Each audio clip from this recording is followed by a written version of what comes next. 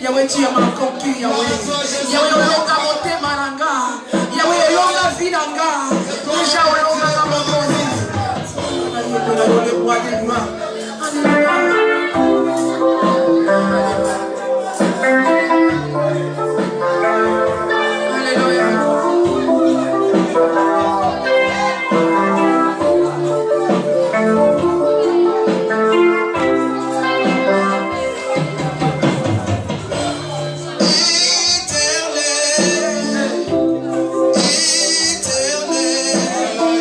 Je ne sais comment te dire merci.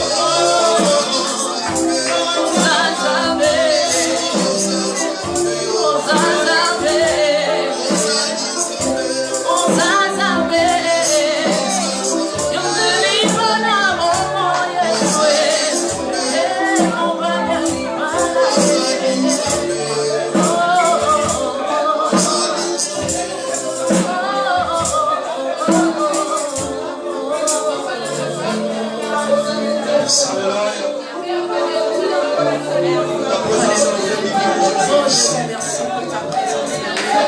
Merci Adonai, Seigneur. Merci Adonai. Oh, merci Papa. Ta présence, elle nous fait du bien. Oh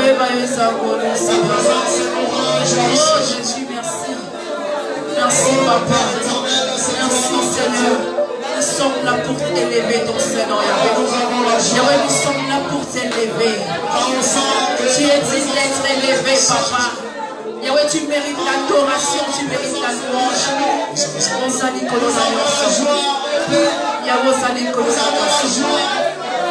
Merci Jésus. Merci Jésus. C'est toi notre Dieu, c'est toi notre roi. C'est toi le tout-puissant. L'incomparable, c'est toi Jésus. Alléluia. Alléluia. Alléluia.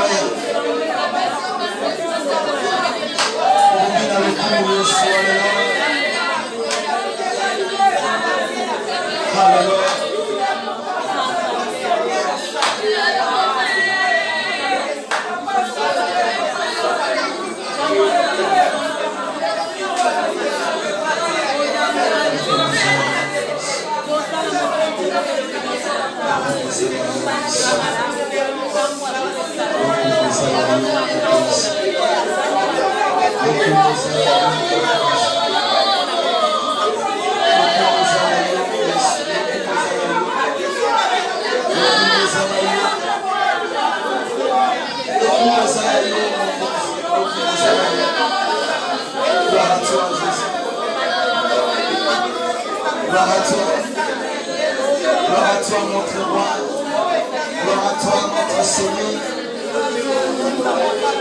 Alléluia. Alléluia.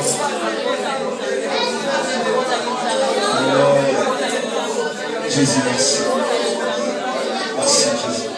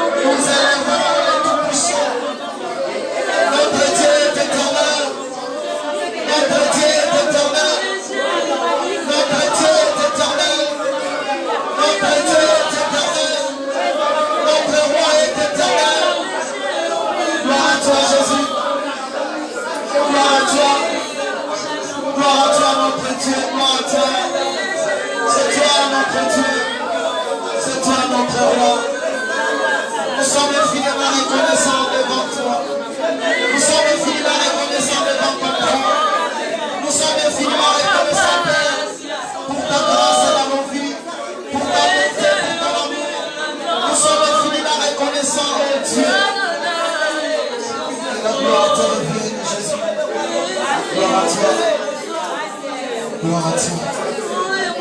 Alléluia. Alléluia.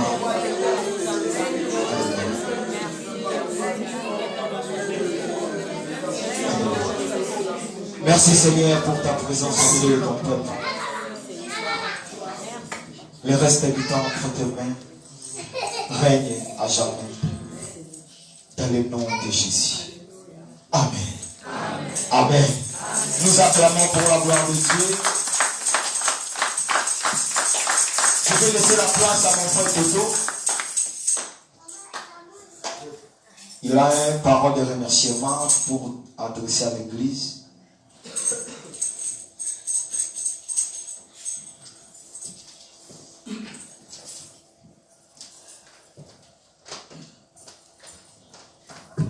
Alléluia. Excusez-moi, je bénis le Seigneur parce que Dieu est merveilleux. Il est bon. On a passé, ma famille, des moments difficiles parce que notre maman nous a quittés la semaine passée. C'était à Paris. On est 2 et avec 6 filles, comme ça, il y a aussi des cousins et des cousines. Mais la semaine passée, j'étais avec ma maman à l'hôpital parce que je demandais au médecin de passer la nuit avec. On priait. Je priais avec ma maman parce que c'était une femme qui aimait bien le Seigneur. J'avais une promesse, un contrat à remplir, c'était les 12. Je dis, maman, elle m'a regardé, je dis, j'ai un projet que tu aimais bien, mais intercède pour moi, parce que je sais que tu es une servante de Dieu. Intercède, je lui ai expliqué le projet. Il m'a dit, ah, mon fils, Dieu sera avec toi. Je suis rentré ici, vu le travail. Les 12, je suis allé là où je devais signer le contrat. Il était 17 heures. Je suis entré, je vis les avocats. Au moment de signer, mais je voyais ma femme, mais ma femme était un peu perturbée. Mais je ne voulais pas poser la question. Je dis non, on laisse, on signe d'abord les contrats. Et quand le notaire m'a donné le papier à signer, et je signais, 6 minutes après, donc il était 18 heures, ma femme me dit que ta maman vient de nous quitter. J'étais quand même choqué, je dis ma maman. Il était quelle heure? Il était 18h06. Oh, j'avais fait la promesse avec ma maman qu'elle intercède pour moi. Donc à 18h, j'ai terminé. À 18h06, le Seigneur l'a repris. Pourquoi je dis ça? Je dis, la Bible nous dit, nous vivons en Christ, la mort nous est égale. Amen. Amen. Et je crois que Dieu est tellement bon et tellement juste et puissant. Et je remercie l'Assemblée, parce qu'il y avait des moments difficiles. L'Assemblée m'avait assisté financièrement. Et matériellement, on était avec les papas Lenzou, les papas Ali, les papas Batou, qui ont représenté l'Assemblée. On a vu d'autres frères, la façon dont le frère parlait de la parole des Écritures, ça a édifié aussi ma famille. Et ma famille était très très contente. Et je rentre dans la joie, je sais que la Bible déclare, encore une fois, le Seigneur est le maître des temps et des circonstances. Amen. Je crois que ce qui vient de passer, le Seigneur a pris sa fille. Et nous restons dans le monde, nous continuons à intercéder. Bien qu'il y a des histoires africaines qui reviennent sur scène pour dire que tel autre, mais nous disons qui peut ajouter un jour à sa vie si ce n'est que l'Éternel. Ce sont l'évangile, c'est la parole de Dieu. Quand nous retenons la parole, nous confessons que la parole de Dieu. Nous disons quand les expériences de la vie ou une situation, on me dit quelque chose, je dois comparer à ce que dit les Écritures. Si Dieu dit A, je dois m'incliner à la parole de Dieu. Pas aux paroles des hommes, pas aux traditions de l'homme. Et ça m'a donné la force et je glorifie l'Éternel et je remercie l'ensemble. Merci pour vos prières et votre soutien matériel. Amen.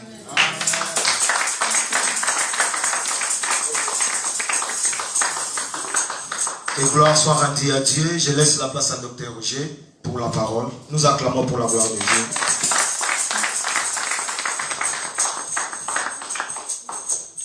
Shalom. Que Dieu vous bénisse. Nous allons nous saluer rapidement dans la salle. Là où vous êtes, saluez votre frère, votre soeur. Pose-lui la question comment la semaine s'est passée. Comment est-ce que Dieu nous a accordé la grâce encore d'être en ces lieux. Alléluia.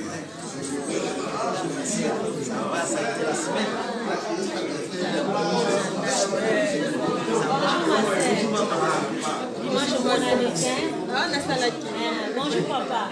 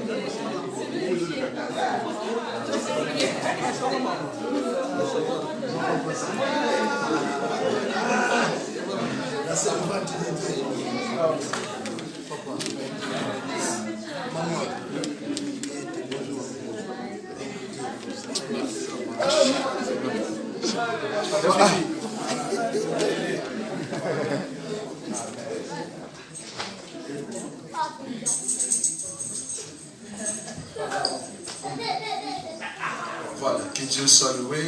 Nous allons prendre aussi nos Bibles rapidement. Nous sommes dans le livre d'Apocalypse. Apocalypse chapitre 8. Apocalypse chapitre 8. Je commence à partir du 8e verset. Le deuxième ange sonna de la trompette, et quelque chose comme une grande montagne embrasée par le feu fut jetée dans la mer. Et le tiers de la mer devint du sang. Le tiers de créatures qui étaient dans la mer et qui avaient souffle de vie périt. Et le tiers des navires fut détruit. 10.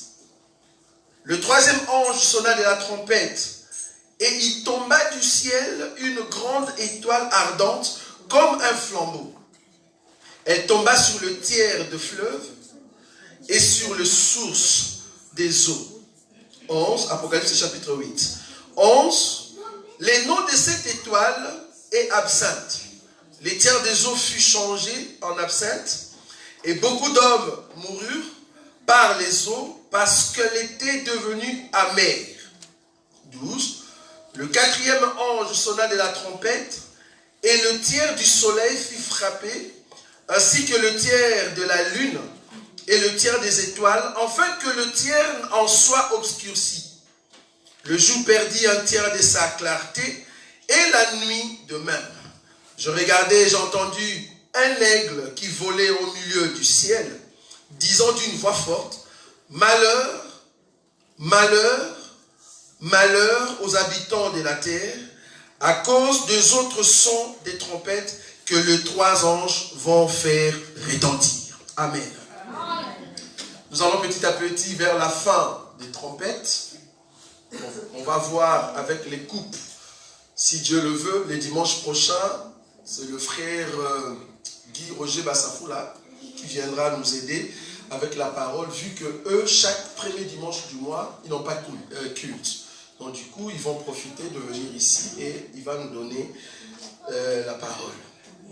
Alors, une fois de plus, ce shalom, est-ce qu'il n'y a pas moyen de séparer les enfants, parce que je ne veux pas qu'ils puissent me distraire. Donc s'il y a moyen, Ruben va aller là au fond. Allez, vas-y. Comme ça, on les sépare pour qu'il n'y ait pas de désordre ici devant. Les dimanches passés, nous avons touché la première trompette. Nous avons dit que la première trompette, c'était l'apparition de grêle et en même temps du feu. Les trompettes dans la Bible, nous avons dit que c'est le jugement des dieux. Dieu va juger la terre.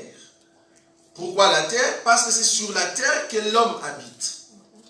Or, dans les plans des dieux, il voulait que l'homme respecte sa parole.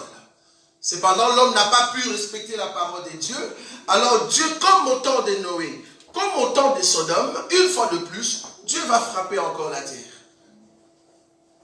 Dieu va frapper la terre avec son jugement ardent. Un jugement terrible. Mais il ne peut pas frapper la terre étant donné que toi et moi, nous sommes sur terre.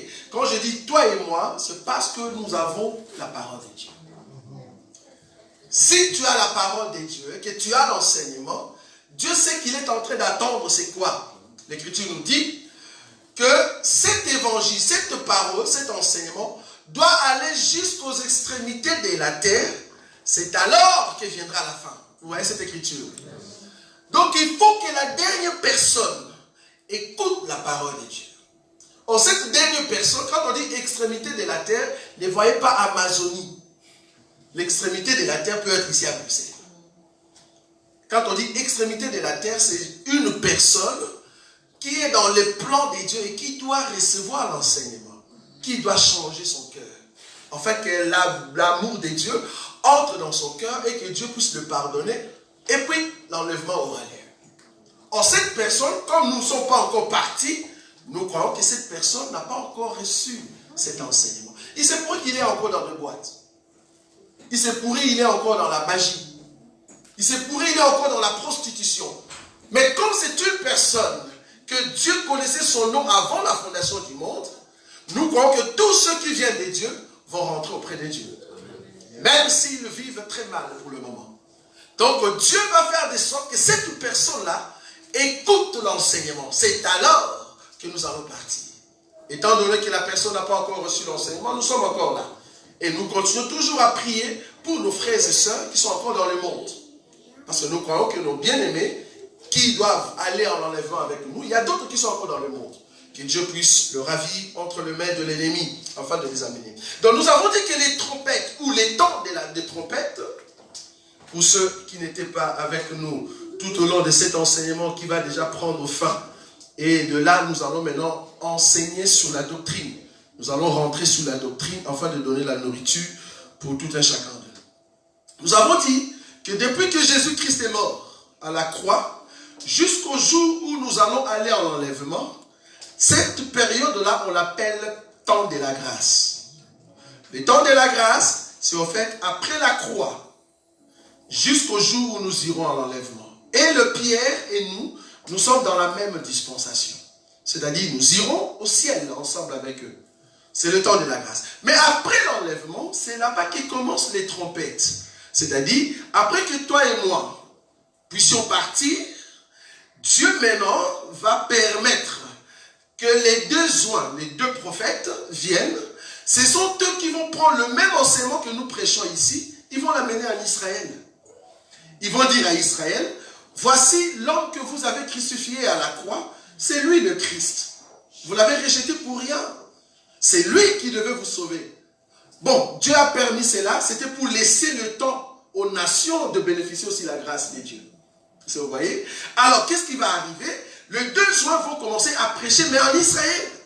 Ils ne prêcheront plus au Congo.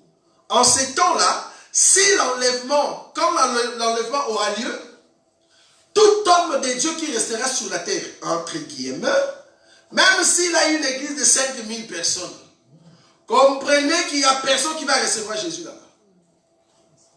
Pourquoi? Parce que le temps de recevoir Jésus, c'est ici. C'est maintenant.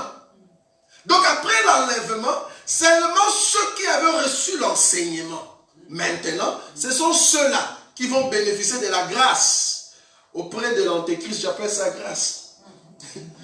Auprès de l'antéchrist, parce qu'il va les tuer parce qu'ils ont l'enseignement. Ça, c'est une grâce aussi. Bien que c'est une grâce douloureuse. Donc, après l'enlèvement, il y a maintenant le ministère des 2 juin. Les 2 juin vont prêcher seulement en Israël. Ils ne viendront pas au Congo, oubliez. Leur mission, c'est de rechercher seulement les Juifs. C'est là-bas qu'ils vont commencer à dire, Jésus-Christ était venu seulement pour les brebis perdues d'Israël. Ça ne sera plus pour les Congolais. Le dimanche, nous avons dit que notre Dieu n'est pas un Dieu des Congolais. Non. Notre Dieu n'est pas un Dieu de Belges, ni un Dieu de Pakistanais. Nous servons pour le moment les dieux de Juifs qui est devenu aujourd'hui le Dieu des nations. Donc, quand vous dites Dieu de Congo, nous comprenons que c'est le Dieu des nations. Amen. Dieu aujourd'hui, il a donné les dos aux Juifs. Pourquoi? Parce qu'ils l'ont crucifié. C'est le temps de grâce pour nous les nations.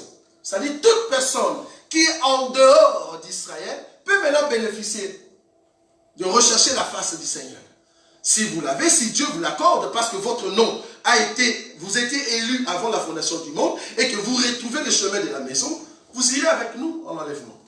Quelle certitude, je dis toujours avec nous, tellement que je suis rassuré. Amen. Nous sommes rassurés parce que l'enseignement nous donne la capacité de comprendre si je vis en Christ ou pas. Est-ce que vous voyez ça? Amen. Parce que Paul a dit, je comprends que je vais achever ma course et que je dois me reposer. Mais comment est-ce qu'il a senti ça? C'est parce qu'il a compris qu'à chaque fois qu'il y a un enseignement, il se pose la question que cet enseignement, je le mets en pratique. Amen. Quand tu te regardes devant le miroir qui est la parole de Dieu, tu te dis, voilà, je respecte la parole de Dieu. Mais à chaque fois que quand tu es devant le miroir, tu te dis, ça je n'ai pas encore respecté, Seigneur, pardonne-moi, afin que je ne rentre plus là-bas. Tu es en train de te perfectionner. Vivre dans la sanctification, c'est ça la sanctification. C'est pour ça qu'il est mieux d'écouter toujours la parole de Dieu pour savoir comment est-ce que je veux marcher. Sinon tu vas être dans un péché ne sachant pas si réellement tu dois vivre. Vous voyez? C'est mieux de rechercher l'enseignement et dire, Seigneur, là-bas, je n'ai pas encore atteint le niveau voulu par toi. Aide-moi. Afin que je puisse atteindre ce niveau. Parce que quand tu viendras, je veux rater l'enlèvement. Je crois qu'il y a une écriture qui dit, si Dieu ne revient pas encore, c'est pour notre bien. Afin que nous puissions perfectionner, aller de mieux en mieux avec le Seigneur. Donc, il ne faut pas vous réjouir quand vous êtes dans le péché. Non. Au contraire, dis, Seigneur, aide-moi. En moi-même, je ne peux pas sortir de là, mais aide-moi de sortir. Et le Seigneur va vous aider, si réellement vous êtes son enfant. Alors, la Bible dit, donc, après l'enlèvement, il y a maintenant le ministère des besoins. Or, les deux soins, je vous avais dit, c'est les deux trompettes. Nous, aujourd'hui, les deux trompettes que nous avons, c'est quoi? C'est en fait ce que nous prêchons ici, la parole de Dieu, c'est-à-dire à la loi et au témoignage. C'est les deux trompettes que nous avons. Mais ces deux trompettes, après l'enlèvement, va prendre la forme physique. C'est ce qu'on appelle les deux prophètes qui vont prêcher en Tel Aviv. Je répète encore. Ils seront en Israël. Alors ils viendront, ils vont enseigner le juif. En même temps qu'ils sont en train de sonner la trompette pour les juifs, en d'autres termes, rassembler les juifs, en même temps ils seront en train de sonner la trompette contre les nations. C'est-à-dire contre les Congos, je le souligne encore. En ces temps-là, après notre enlèvement, quand nous allons partir, les Congolais vont passer très mal. Les Angolais, les Belges, les Français, les Américains, ils vont passer très mal. Pourquoi? Parce que nos frères, nos deux frères, ils vont prêcher en Israël et ils vont commencer à dire des paroles de malédiction. Et toutes paroles qu'ils vont prononcer lors de leur ministère, ça va atteindre les nations. C'est ça les trompettes. Les trompettes, c'est une malédiction qui va sortir de la bouche de deux prophètes afin que la terre puisse subir la colère de Dieu. Alors nous avons dit que la première colère de Dieu, la première trompette qui va sonner, qui va être sonnée, c'est en fait l'arrivée des grêles. J'ai dit que de grêles, ce sont des pierres sous forme de cailloux, mais en forme de glace. Et ce ne sont pas de petits cailloux, mais ce sont de gros, qui tombent sur des maisons, qui détruisent vos maisons, qui tuent les enfants, qui tuent les animaux, qui détruisent vos voitures, comme on a vu dans les livres d'Exode. Nous avons dit que là-bas, quand les grêles étaient tombées, il y a eu une grande partie des nations ou des animaux qui étaient morts. Maintenant, aujourd'hui, nous avons vu, en fait, tout au long de ces temps, on nous dit maintenant le deuxième a sonné de la trompette. Qu'est-ce qu'il y a eu? On voit que pendant leur ministère, alors que Israël se protégeait par l'enseignement, qu'est-ce que Dieu va faire par les biais des deux prophètes? Il va prendre une grande montagne. La Bible dit la montagne, c'est Jean qui voit. Il voit une grande montagne qui tombe dans la mer et ça tuait les animaux qui étaient dans la mer. Un tiers. Je vous ai expliqué la signification des un tiers. Pourquoi on parle dans l'Apocalypse des un tiers, non? J'ai dit le dimanche passé que quand on dit un tiers, j'avais expliqué par rapport à Marc, je crois, chapitre combien là? Là où on parle des 4 terres. La Bible dit qu'un semeur est sorti, il a sémé tout au long du chemin, mais les oiseaux sont venus, l'ont mangé. Il a jeté aussi une partie, mais c'est tombé sur des cailloux, de pierres. Il y a une partie qui est tombée sur un endroit épineux. Et puis il y a une autre partie qui est tombée sur une bonne terre. C'est ça, non? C'est Marc combien? 4. Voilà. Donc je vous ai expliqué que normalement, avant l'enlèvement, nous avons 4 terres sur la terre. Donc 4 formes de gens. Ou 4 parties. Mais après l'enlèvement, ceux qui vont aller en enlèvement, c'est la bonne terre. C'est en fait la Vierge sage. La Vierge sage va monter en enlèvement. Il va nous rester 3 terres. Oh, les 3 terres, c'est qui? Ce sont des païens. Ce sont la Vierge folle et les 144 000 plus le prophète. Comment je dis ça? Je dis que la sémence qu'on jette tout au long du chemin, vous voyez ça? C'est quoi? Parce que Jésus va interpréter, il dit, les oiseaux qui ont mangé la sémence, c'est Satan qui vient dans le cœur de ceux qui écoutent la parole de Dieu, et les diables fait quoi? Il enlève la parole. J'ai dit que ceux-là, ce sont des païens. C'est-à-dire, ils sont nourriture des oiseaux. Les diables le mangent facilement. Pourquoi? Parce qu'ils sont que poussière. Ça, ce sont des païens. Maintenant, il y a une autre partie, on dit que la partie était tombée sur des pierres. Or, les pierres en question, c'est l'église aujourd'hui. C'est-à-dire, il y a une sémence et à côté, il y a des pierres. Or, Jésus va dire que nous sommes des pierres vivantes. Nous devons nous édifier. Mais entre nous, il y a aussi la sémence. Mais cette sémence n'a pas pris racine. Et la Bible dit, quand le soleil est venu, cette sémence a séché. Pourquoi? Parce qu'il n'y avait pas de racines. Nous avons dit que cette sémence-là, la deuxième sémence, c'est la Vierge folle, qui ne saura pas avoir la racine. Il a, en fait, la sémence, ou elle a la sémence, mais elle n'a pas de racine. Pourquoi? Parce qu'il y avait des pieds qui dérangeaient. Le pied, quand il reçoit le soleil, ça dérange, en fait, d'autres racines, et il ne peut pas, en fait, croître. Nous avons dit la troisième terre, c'était des épines qui ont dérangé. En fait, il y a une sémence, mais il y a des épines qui dérangent, et la croissance n'était pas, en tout cas, positive. J'ai dit que cette terre-là, c'est les 144 000. Pourquoi? Parce que épine dans la Bible n'est rien d'autre que l'antéchrist, ou encore Égypte, Assyrie, Babylone, gréco-latin, médo-perse, comme vous le savez. Donc, ça c'est les 144 000 qui vont suivre le coup, au fait, de l'antéchrist. Donc, les 4 terres représentent 4 sortes d'hommes, ou 4 sortes de terres que nous pouvons avoir sur la terre pour le moment. Donc, il y a la Vierge sage, la Vierge folle, il y a les païens, et il y a aussi Israël, c'est-à-dire les 144 000. Mais après l'enlèvement, la bonne terre, la Vierge sage, va partir. Alors là, nous restons avec 3 terres. C'est pour ça que la Bible ici parle toujours d'un tiers. Un tiers, c'est-à-dire qu'il n'y a que 3 terres. Parce que la Vierge sage est déjà partie. Alors ici, nous avons dit que la deuxième trompette, c'est quoi? C'est une montagne qui tombe dans la mer. Cette montagne, nous allons prendre une écriture. Nous sommes en train de l'expliquer. C'est quoi cette montagne? Je prends une écriture. Je suis dans le livre de Zacharie. Zacharie chapitre 4. Regardez cette écriture. Je vais chercher au fait la grande montagne. La grande montagne qu'on est en train de embraser et jeter dans la mer. Zacharie chapitre 4.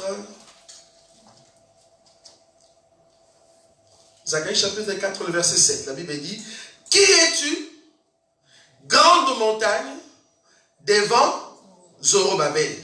Tu seras aplani. Il posera la pierre principale au milieu des acclamations. Grâce, grâce pour elle. Vous avez vu ça? Ça, c'est la grande montagne, mais au temps de Zorobabel. Cette grande montagne, au temps de Zorobabel, c'était une organisation politique qui dirigeait au temps de Zorobabel. Donc, la grande montagne ici, c'est toute une organisation politique. Je peux encore donner une autre écriture. La Bible dit, je parle d'abord de la grande montagne. Je n'ai pas encore expliqué la grande montagne qui va être qu'on va jeter dans la mer. La grande montagne, c'est toute une organisation politique. La Bible dit ceci, qu'au temps de ces 4 rois, quand on parlait de la statue de Nebuchadnezzar, vous connaissez cette histoire. La Bible dit qu'il y aura une pierre qui va frapper au niveau de pied, et la pierre elle-même deviendra quoi? Un royaume grand, une grande montagne. Est-ce que vous voyez ça? Donc c'est tout un royaume. Quand on dit grande montagne, c'est tout un royaume. Mais le problème ici, la grande montagne d'Apocalypse, c'est en fait la grande Babylone. Est-ce que vous voyez ça? Parce qu'il faut que la grande Babylone soit embrasée, soit jugée. La ville qui a l'autorité sur toutes les nations ou tous les rois de la terre. Vous voyez cette écriture? Apocalypse chapitre 17, c'est ça. Nous allons prendre. Je suis en train d'expliquer quelque chose de très important, mais nous ne serons pas là. C'est juste une information pour ceux qui seront là. Apocalypse chapitre 17. Je prends le verset 18. La Bible dit, et la femme que tu as vue, c'est la grande ville. Vous voyez? C'est la grande ville qui a la royauté sur le roi de la terre. Or, au temps des gens, la grande ville qui avait l'autorité sur le roi de la terre, c'était Rome. Ça, vous savez, non? C'était Rome. Or, aujourd'hui, la grande ville qui a l'autorité sur tous les rois, sur tous les présidents, dès que tu montes au pouvoir, obligé, tu dois faire rendez-vous là-bas. Si tu n'y vas pas, on va te déconsidérer. La grande ville n'est rien d'autre que Rome, c'est-à-dire l'Église catholique. Si tu es président, il faut monter là. Obligé, il faut embrasser la main du pape. Si tu ne le fais pas, on te met de côté. Parce qu'il faut que tu reconnaisses que lui est au-dessus de toi. Parce que si tu ne le fais pas, on va comprendre que tu es en train de contredire ce qu'il dit. Et tu ne vas pas en tout cas résister, on va te mettre de côté. En tout cas, pour le moment, notre président au Congo, il n'a pas encore fait, on l'attend. Parce qu'il a déjà fait avec les États-Unis. Parce que les deux pouvoirs politiques qui représentent le monde pour le moment, c'est les États-Unis et Vatican. Et vous allez voir, bientôt, il doit obliger. Il doit prendre rendez-vous et aller embrasser la main des papes. Obligé. C'est une condition. C'est une condition. Pourquoi? Parce que dans les mondes spirituels, il y a deux entités qui dirigent la terre. Les deux entités, c'est la politique et la religion. Alors, quand les diables voulaient tenter Jésus, regardez, ils voulaient lui faire le pape et en même temps le représentant politique mondial. Regardez, Matthieu, c'est Matthieu? Luc, on va prendre Luc. Luc 4, regardez. Regardez, qu'est-ce que les diables voulaient faire de Jésus? Luc 4. Je commence à voir verset du verset 3. Ici, ça n'a rien à voir avec ce que je viens de dire. Les 3 d'abord. Le diable lui dit, si tu es fils de Dieu, ordonne à ces pierres qu'elles deviennent du pain. Bon, là on comprend, c'est pas ce que je viens de dire. Il continue, Jésus lui répondit, il est écrit, l'homme ne vivra pas seulement de pain, seulement. Les diables l'ayant élevé lui montra en un instant quoi? Tout le royaume. Est-ce que vous voyez ça? Quand la Bible dit tous les royaumes, c'est-à-dire et le Congo, et l'Angola, et Burkina Faso. Donc les diables disent, regarde, tu vois tous ces pays, regarde ce que le diable lui a dit. Hein? Il dit, les diables l'ayant élevé lui montra en un instant tout le royaume de la terre et lui dit, je te donnerai toute cette puissance. Waouh! Donc tu vas être puissant au-dessus de tous ces pays. Ah, il voulait faire de Jésus antéchrist, c'est-à-dire les représentants mondiaux de tous les présidents. Est-ce que vous voyez ça? De tous les présidents. Ça, c'est parti politique. Regardez, il continue. Le verset 6. Non, le verset 9. Les diables les conduisit encore à Jérusalem, le plaça sur le haut du quoi? Ah, ça c'est maintenant religieux. Est-ce que vous voyez ça? Donc, il a amené sur tout le royaume et maintenant il amène sur le temple. Si tu m'adores, c'est toi le représentant spirituel de tous les hommes. Donc, il veut faire de Jésus l'incarnation de toutes sortes de religions. Que ce soit Baha'i, que ce soit je ne sais pas quoi, toutes sortes de religions que vous savez. Même ceux qui sautent dans le feu. Là. Tous ces gens-là, ils vont reconnaître que cet homme-là, c'est lui qui est au-dessus de toute religion. Or, à l'heure actuelle, comme nous parlons, le pays politiquement élevé dans le monde spirituel, pour le moment, c'est encore les États-Unis. Mais bientôt, ça va chuter. Parce qu'il faut que l'Union européenne joue son rôle. Ça, vous voyez ça? Parce que l'Union européenne doit prendre, au fait, sa place depuis le temps de Babylone. Parce que quand les Gréco-Latins sont venus, ils ont renversé, au fait, le pouvoir. Et les Romains, quand ils sont venus, ils ont renversé encore le pouvoir. Or, ces royaumes-là, Gréco-Latins, royaume romain, doivent continuer. C'est comme ça que l'Union européenne va continuer. Il va prendre le pouvoir. Les États-Unis vont être encore sous la direction de l'Union européenne. Ça, c'est du côté politique. Et du côté religieux, c'est le pape, c'est l'église catholique. Il n'y a aucune église sur la terre qui est au-dessus de l'église catholique. Si tu marches à l'encontre de ce que le pape dit, tu as un problème. Pour le moment. C'est la ville, la Bible dit, c'est la ville qui a la royauté, surtout le roi. Alors quand Jésus viendra, il va rencontrer ces gens-là. Il va les rencontrer. Et si vous lisez dans d'autres écritures, on dit, on a trouvé chez toi beaucoup d'abominations. Quelle abomination? Tout le monde savait que l'homosexualité était mauvaise, mais on attendait que le pape dise. On disait, bah oui, c'est mauvais, oh, c'est bon, c'est mauvais, c'est bon. Mais qu'est-ce dit le pape? Le jour où le pape a dit, bon, moi je ne trouve pas en tout cas le mal en ça. Hein. C'est depuis lors que remarquez maintenant, il y a tous ces gens avec des barbes ayant des seins, avec des robes, qui se présentent à la télé. Vous imaginez? Ils ont reçu le pouvoir où? Vatican. Il faut qu'il donne l'ordre, parce que c'est lui qui va jouer le rôle du faux prophète. Il va jouer ce rôle. Alors la Bible dit que lors de la deuxième trompette, qu'est-ce que Dieu va faire? Dieu va juger au fait la grande Babylone. Regardez, nous allons prendre une écriture. Je prends Apocalypse. Apocalypse.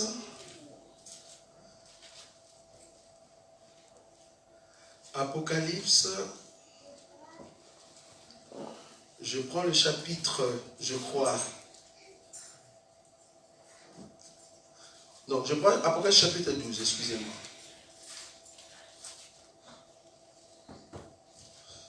Je vais expliquer l'étoile et en même temps, je prends d'abord Apocalypse chapitre 12. Je prends le verset 7. La Bible dit ceci. Apocalypse chapitre 12, le verset 7. C'est où dans ma Bible? Voilà. Et il y eut guerre dans le ciel. Michael et ses anges combattirent contre les dragons. Et les dragons et ses anges combattirent. Mais ils ne furent pas le plus fort. Et leur place ne fut plus trouvée dans le ciel. Et il fut précipité le grand dragon, le serpent ancien appelé le diable et Satan, c'est lui qui séduit toute la terre. Il fut précipité sur la terre et ses anges furent précipités avec lui. Vous avez vu cette écriture? Je prends encore une autre écriture. Apocalypse chapitre 18. Apocalypse 18. Le verset 21. Je vais parler par rapport à la grande Babylone. Je prends le verset 20. Apocalypse 18, le verset 20. Ciel, réjouis-toi sur elle, c'est-à-dire la grande Babylone, et vous, le saint, les apôtres et le prophète, réjouissez-vous aussi, car Dieu vous a fait justice en la jugeant. 21. Alors un ange puissant prit une pierre, semblable à une grande meule, et il la jeta dans la mer, en disant, ainsi sera précipité avec violence Babylone, la grande ville, on ne la retrouvera plus. Vous avez vu ça? Donc la deuxième trompette, c'est le jugement de la grande Babylone. Dieu va briser la structure catholique. Dieu va briser par le biais de deux prophètes tout ce qui est institution catholique sur le pays, sur le royaume. En fait, il y a une autre écriture qui dit Dieu va susciter dans le cœur de politiciens pour haïr le faux prophète. Qu'est-ce qui va arriver? L'église catholique va se fracturer. Or, jusqu'aujourd'hui, il n'y a aucune église qui peut se comparer à l'église catholique. Mais qu'est-ce que Dieu va faire? Dieu va juger cette église-là. Dieu va juger cette institution. Parce que, je ne sais pas si vous savez, l'église catholique se trouve dans un pays qu'on appelle le Vatican. Est-ce que vous savez que le Vatican, c'est un pays? Oui. Ce n'est pas une ville, c'est un pays dans un pays. Ça, vous ne savez pas. Vatican, c'est un pays dans un pays. Ils ont leur institution, ils ont leur armée, ils ont leur ministre et leur représentant ou le roi. C'est le pape. Maintenant, il doit briser ça. Dieu va briser leur structure. C'est ça au fait. Parce que tous les secrets de la terre, si tu veux l'avoir, va là-bas. Je dis, mais tout le secret. Tu veux savoir comment on a tué Chébéa? Va là-bas. On te le dira. Parce qu'eux, ils l'ont. Ils ont des représentants partout sur toute la terre. En tout cas, au Congo, si ce n'est pas mon cerveau chercher, en tout cas, il y a un homme toujours. Ils ont toujours des représentants. Et ces représentants sont des ministres. Et chose grave, j'étais étonné, ils ont leur passeport. Ça, vous ne savez pas? Un passeport à eux. Diplomate. Donc c'est un pays qu'on ne touche pas. Sécurisé. C'est grave. Mais lors de la trompette, deuxième trompette, cette montagne là va tomber. Dieu va le briser. Et ça va tomber où? Parmi les nations. Pas en Israël, parce que vous comprenez que dans la Bible, quand on dit mer, c'est parmi les nations, terre, c'est Israël. Donc parmi les nations, ces églises-là, catholiques, ça va être fracturé à fond, brisé. Ça explique aussi, la deuxième trompette, l'apparition des astéroïdes. Vous connaissez astéroïdes? Astéroïdes ou des comètes, c'est quoi? C'est en fait, nous avons la Terre, planète Terre, mais le fait que dans des planètes, dans la galaxie, il y a ce que nous appelons des comètes ou des astéroïdes. Ce sont des morceaux grands de pierre qui, en fait, au milieu de la poubelle galactique, comme on dit, ces pierres-là font confrontation au niveau de la galaxie. Alors, qu'est-ce que Dieu va faire? Comme on avait vu avec des graines. Je vous ai montré une écriture qui dit que Dieu, au jour de la colère, qu'est-ce qu'il a fait? Il a mis en réserve des graines qui va envoyer quand? Lors du jugement. Et ces pierres-là vont tomber sur la terre. Comme on voit dans le film. Vous voyez une grosse pierre qui vient sous forme d'une étoile et qui frappe la terre. Quel tremblement de terre. Et des maisons fracturées. Ça, c'est le jugement de Dieu. Ces choses-là vont arriver. Nous les voyons pour le moment dans des films. Soi-disant, ce sont des extraterrestres. Mais vous allez voir ces choses physiquement. Ça va frapper la terre comme Moïse et Aaron l'ont fait. Et les deux prophètes auront le même pouvoir. Ils vont appeler ces choses. Vont arriver. Donc la grande montagne, on peut l'expliquer en deux temps. Ça peut être l'apparition des étoiles qui tombent sur la terre, ou encore la chute et le jugement de Babylone. Je prends encore le verset qui suit après, parce que là, on doit aller vite pour terminer 2, 3 et 4e trompette. La Bible dit, Apocalypse chapitre 8, si vous avez des questions, jeudi on est là, nous allons répondre à des questions. La Bible dit, le verset 10, le troisième ange sonna de la trompette, et il tomba du ciel une grande étoile, ardente comme un flambeau. Elle tomba sur le tiers de fleuve et sur le source de eau. Je vais rajouter à cette écriture quelque chose de très important. Je prends Ecclésiaste chapitre 1er. Ecclésiaste chapitre 1er. Ecclésiaste chapitre 1er. Ecclésiaste chapitre 1er.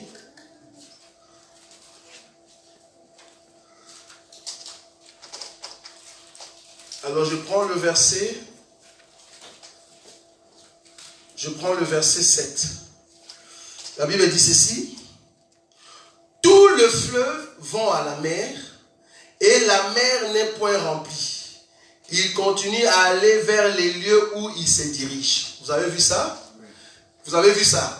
Ça dit, quand nous avons la mer, ce qui donne la force à la mer n'est rien d'autre que le fleuve. Vous êtes d'accord avec moi? Bibliquement parlant, le fleuve, ce sont le politicien qui aide le roi, qui aide l'avancement du monde. Dans cette écriture, la Bible dit que l'étoile qui va quitter au fait le ciel, qui va tomber dans le fleuve.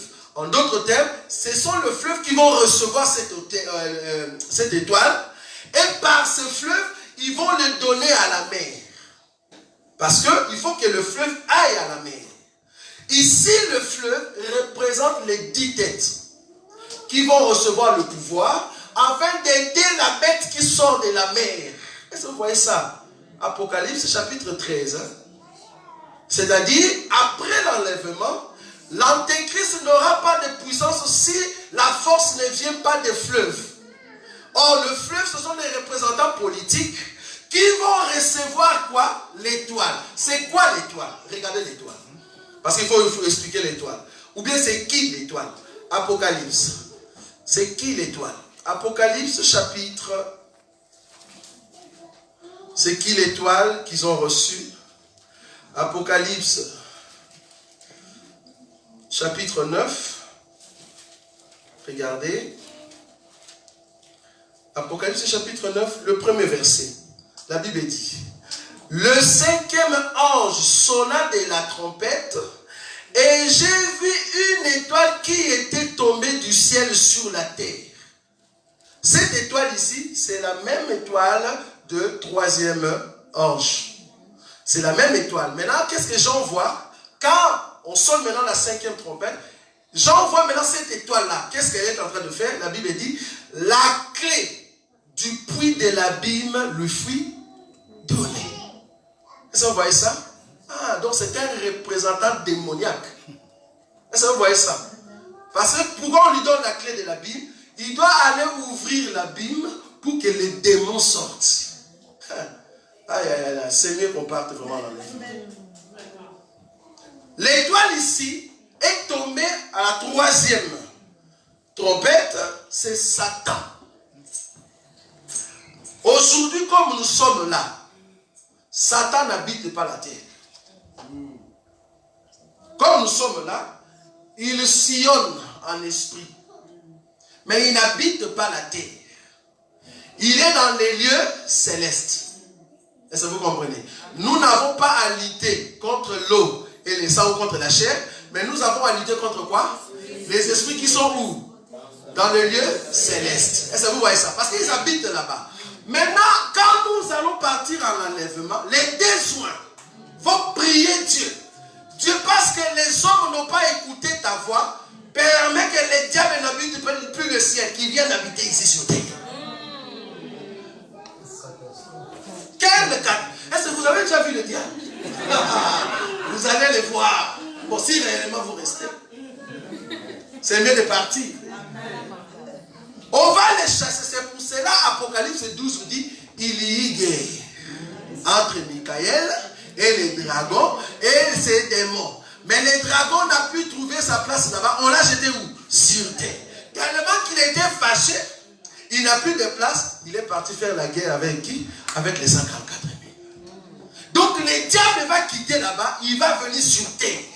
Mais comme c'est un esprit, je crois Matthieu chapitre 7, 43, on va voir ça. Comme le diable c'est un esprit, qu'est-ce qu'il est en train de faire? Aïe, aïe, aïe. Matthieu, regardez. Matthieu chapitre 12 ou 7. Je ne sais pas si c'est 12. Ça doit être 12. 12, 47. Ça doit être ça. 12, 47. Non, c'est ça. Là où on parle de quand un esprit impur sort. C'est 43. Matthieu chapitre 12, 43. La Bible dit: lorsqu'un esprit impur sort d'un homme, il va par les lieux arides cherchant du repos et il n'en trouve point. Alors il dit: je retournerai dans ma maison d'où je suis sorti. Ah, donc le diable est comme un esprit. Quand on va le jeter sur terre, il viendra chercher un corps. Il va chercher un homme là où le diable va habiter à l'intérieur. Depuis Adam jusqu'aujourd'hui, parce que j'ai vu des gens, hein, bon en tout cas, c'est pas qu'on est contre. J'ai vu des gens faire des délivrances. J'ai vu même un qui est en France, il a fait une délivrance, il a dit que c'est Lucifer qui habite ici, dans ce corps. Il nous a dit ça. Donc si vous cherchez Lucifer partout, parce que lui il n'est pas omniprésent, hein, vous êtes d'accord avec moi? Le diable n'est pas omniprésent, il travaille avec des démons. Mais quand il dit que Lucifer habite ici, donc quand vous cherchez Lucifer partout dans le monde, vous n'allez pas le voir, parce qu'il est ici. Vous êtes d'accord avec moi? Parce qu'il n'est pas omniprésent. Donc il nous a dit que Lucifer est ici. Ah, il a un esprit de Lucifer, c'est Lucifer lui-même qui parle. Bon, nous, on a dit, bon, ok, gloire à Dieu. Si on commence à discuter là-dessus, parce que nous comprenons qu'il utilise des démons. Lui-même, quand il vient au fait pour faire une œuvre et il part. Parce que la Bible dit, quand Jésus a dit à Judas, ce que tu as fait, fais-le promptement. La Bible dit, quand Judas s'est levé, le diable est venu entrer. Ah donc, le diable n'était pas en Judas. Est-ce que vous voyez ça? Donc, le diable est entré pour faire une œuvre. Après, il doit sortir. Est-ce que vous voyez ça? Maintenant, la Bible nous dit qu'après l'enlèvement, quand les deux prophètes vont sonner de la trompette, le diable sera chassé dans le ciel, il va descendre sur terre. Maintenant, il dit, il me faut un corps. Parce qu'il tant qu'esprit, comment je vais agir? Il me faut un corps. C'est là-bas qu'il va entrer dans les corps de celui que nous appelons l'homme de l'impie. L'antéchrist. Il va s'incarner. De la même manière, Jésus a travaillé depuis Adam jusqu'au jour où Marie était enceinte. Le Christ travaillait comme esprit dans le cœur, dans la vie des prophètes. Mais ces prophètes-là n'étaient pas Jésus. Jusqu'au jour où le Christ a trouvé son corps. Comme Hébreu nous dit, tu m'as formé un corps. Or, le corps que le Christ a trouvé pour habiter à l'intérieur, c'est ce que nous appelons Jésus. De la même manière, le diable, depuis les jours d'Adam, depuis qu'il avait tenté Ève, il va prendre un corps où il va s'incarner. Ce corps-là, ça va s'appeler Antéchrist. Ça sera le diable dans la chair. Donc pour tuer, ne pensez même pas qu'il aura pitié. Pardonne-moi, il ne connaît même pas le sens du pardon. Ils vont massacrer. Donc les deux joints vont dire, Seigneur, chasse les diables là-bas, qu'ils viennent ici sur terre. La guerre. Mais ici sur terre. C'est comme ça que cette étoile va venir. Or, quand l'étoile viendra, il va dire, bon, je suis seul. Parce qu'il faut comprendre qu'il n'est pas omniprésent. Je suis seul. Il attend maintenant le son de la 5e trompette. C'est ce que le chapitre 9 nous dit. Qu'est-ce qu'il fait, le diable? Chapitre 9. Parce qu'on l'a jeté. Il est maintenant sur terre. Il fait quoi? La Bible dit, la clé du puits de l'abîme lui fut donnée et elle ouvrit. Elle ouvrit le puits de l'abîme et il nous monta du puits une fumée comme la fumée d'une grande fournaise et le soleil et l'heure furent obscurcis par la fumée du puits des sauterelles. Vous voyez? Sortit de la fumée et se répandit sur la terre. Est-ce que vous voyez ça? Donc ça devient l'attaque. Et tous ces démons sont maintenant sortis. En fait d'attaquer qui? Les hommes. Parce que ce que j'aime dans cet évangile, tous ceux qui sont en train de faire, c'est Dieu qui les envoie. C'est Dieu. C'est Dieu qui les envoie. Regardez. La Bible dit ceci. Le verset 4. Il leur fit dit de ne point faire de mal à l'herbe de la terre, ni à aucune verdure, ni à aucun arbre, mais seulement aux hommes qui n'avaient pas les sceaux de Dieu sur leur front. Est-ce que vous avez vu ça? Seulement aux hommes qui n'avaient pas les sceaux de Dieu sur leur front. Or, quand est-ce que nous aurons les sceaux? Ou quand est-ce qu'ils auront les sceaux? Vous avez compris ce que je voulais dire? Les sceaux, selon Apocalypse chapitre 7, c'est les deux qui donnent les sceaux. Vous êtes d'accord avec moi? Parce que les deux, ils vont sceller, au fait, le 144 000. Mais si tu n'as pas les sceaux, les démons vont te tourmenter. On va tourmenter les hommes, comme la Bible le dit. Ils seront tourmentés. Et beaucoup vont en fait céder en cela. Donc ces démons-là, par le biais de celui que nous appelons l'homme de l'impie, le diable, il va travailler avec tous ces démons. Et ces esprits vont être partout. Aujourd'hui, peut-être vous voyez encore l'homosexualité, c'est encore propre. Aujourd'hui, là, l'homosexualité, c'est encore propre. L'impudicité, c'est encore propre. On s'approche petit à petit, où vous allez voir un homme, bogard, qui vient à la télé, j'ai épousé ma chatte, ou ma chienne. On a été étonné, un monsieur grand qui a l'argent, il meurt et son héritage on donne à un chat. Vous imaginez? Donc quelqu'un qui a beaucoup d'argent, il meurt, il prend son argent, son héritage. Il dit, moi mon héritage, il ne faut pas donner aux hommes. Je le donne à mon chat. Voilà le monde. Et ça arrive. Ça arrive encore. Où les gens vont commencer à épouser des animaux officiellement. L'enfant nous dérange là. Donc, où les hommes vont commencer à épouser officiellement les animaux. Est-ce que vous voyez ça? Donc du coup, ça va s'empirer. Ça va s'empirer. Pourquoi? Parce que les démons, ils seront sur la terre. C'est leur temps. Et qui a fait qu'ils soient sur la terre nombreux? C'est Dieu par le biais des deux oies. Et les deux oies vont faire quoi? Vont protéger Israël de tout ça. Mais tout le peuple qui reste, ils seront vraiment victimes de toutes ces choses. Les démons qui dirigent la terre. Et les démons font rage partout. Donc, ce sont des choses qui arrivent. Quatrièmement, parce que nous allons vite quand même, on doit terminer le quatrième. Le verset 12. Apocalypse chapitre 8, le verset 12. Le quatrième ange sonna de la trompette, et le tiers du soleil fit frapper, ainsi que le tiers de la lune et le tiers des étoiles, afin que le tiers en soit obscurci, le jour perdit un tiers de sa clarté, et la nuit de même. Qu'est-ce qui se passe ici? C'est comme au temps de Moïse. Aujourd'hui, peut-être pendant la journée, pour que la lumière ne soit pas, il faut qu'il y ait éclipse, c'est ça, non? S'il y a éclipse pendant la journée, on dit, ah voilà, on est quand même à 12 heures, mais pourquoi il fait noir? Ça, c'est l'éclipse. Ce sont des choses météorologiques, comme on dit. Mais il y aura un moment où les deux hommes, par rapport à leur enseignement, la terre, tu te réveilles comme ça à 12 heures, il n'y a pas de soleil.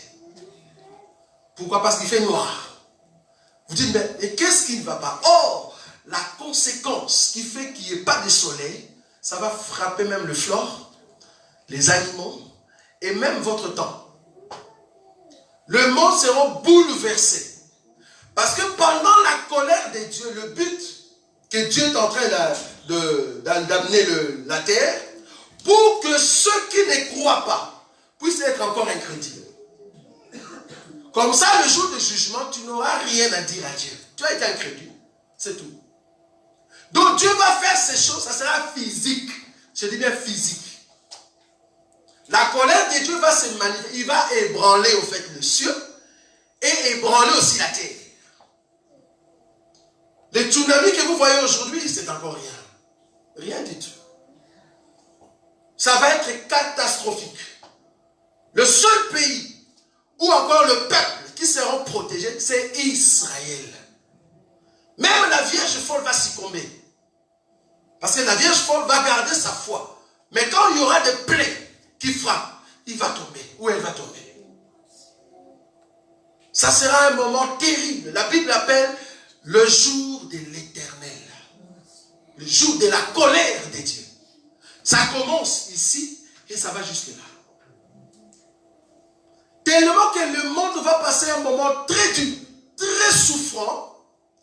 C'est pour cela que la Bible dit, quand on va les tuer, on va tuer les deux oies, le monde va dire, ouf, enfin, on va se donner des cadeaux, parce que ces deux prophètes-là ont maltraité la terre. Mais ce qu'ils vont oublier, est qu'après la mort des deux oies, il y a encore des choses pires qu'avant, qui vont arriver. C'est ça les coupes. Mais nous allons l'expliquer. Donc aujourd'hui, nous avons expliqué deuxième, troisième et quatrième trompette. Pour dire que deuxième trompette, c'est en fait la chute de l'église catholique et en même temps la présence des astéroïdes, c'est-à-dire de pierres, des gros morceaux de pierres qui viennent des cieux et qui tombent sur la terre et qui provoquent des tremblements de terre, voire même des tsunamis. Et deuxièmement, il y a l'étoile, c'est-à-dire le diable qu'on va déchaîner. Il quitte maintenant les lieux célestes, il vient sur la terre et s'incarne dans le corps de l'homme de l'impie. C'est-à-dire l'homme de l'impie venant va se présenter sur terre. Et à part ça, il y a aussi l'obscurité qui va frapper la terre. Et là, c'est un grand problème parce que tout le monde sera dans le noir. Parce que la Bible dit que l'étoile est tombée aussi dans le fleuve. Or, cette obscurité va frapper jusqu'à ce que même au niveau de fleuve, on ne saura même pas donner l'électricité. La sombreté totale, comme c'était au temps de Pharaon. Le monde va subir un moment où Dieu va vraiment être en colère. Ne souhaitez pas de vivre ces moments-là. Pour éviter ces moments-là, le seul moyen pour ne plus voir ça, ou pour ne pas voir ça, c'est maintenant. La Bible dit, si aujourd'hui vous écoutez sa voix, n'endurcissez pas vos cœurs. C'est-à-dire accepter l'enseignement. Dis, Seigneur, je veux être entre tes mains, que cet enseignement me brise. C'est l'enseignement qui va vous épargner de tout ça. Aujourd'hui encore, Dieu parle dans le calme. Mais à ces moments-là, Dieu ne parlera plus aux nations. Vous allez beau crier, il ne va plus écouter. Parce qu'aujourd'hui, Dieu a fermé les cieux pour Israël. Israël peut crier. Mais le fait que vous ne criez pas au nom de Jésus, Dieu n'écoute pas. Dieu maintenant écoute ceux qui sont dans les nations. C'est pour ça que nous faisons des cultes. Mais pendant ces temps ici, les cultes seront nuls. Nuls. Vous êtes en train de faire les cultes comme ça. Les gens qui sont dehors, ils savent que nous avons des problèmes sur terre à cause de ce nom de Jésus. Ils entrent, ils vous tuent. Ça sera très difficile d'avoir des réunions comme ça. Donc c'est maintenant qu'il faut se dire, je vais donner mon cœur à Jésus. Je veux que le Seigneur règne afin qu'il me dirige. Que je mette en pratique l'enseignement pour aller au ciel. Si vous ratez ce temps, je vous dis, ça sera terrible. C'est maintenant ou jamais.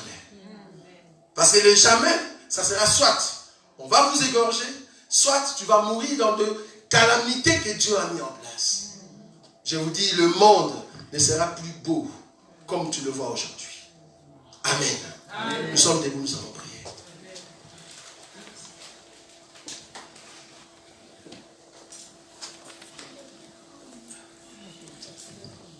Dieu Tout-Puissant, quand mon cœur considère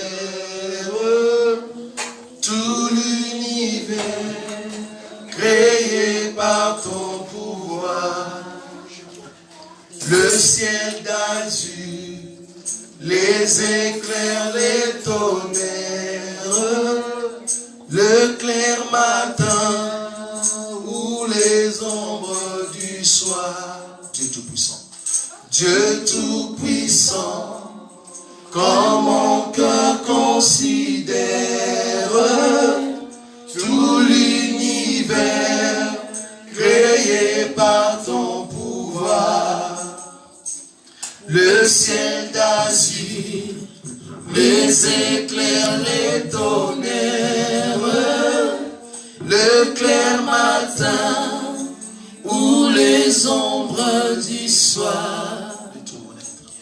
De tout mon être, alors se lève un chant. Dieu Tout-Puissant, que tu es grand. De tout mon être,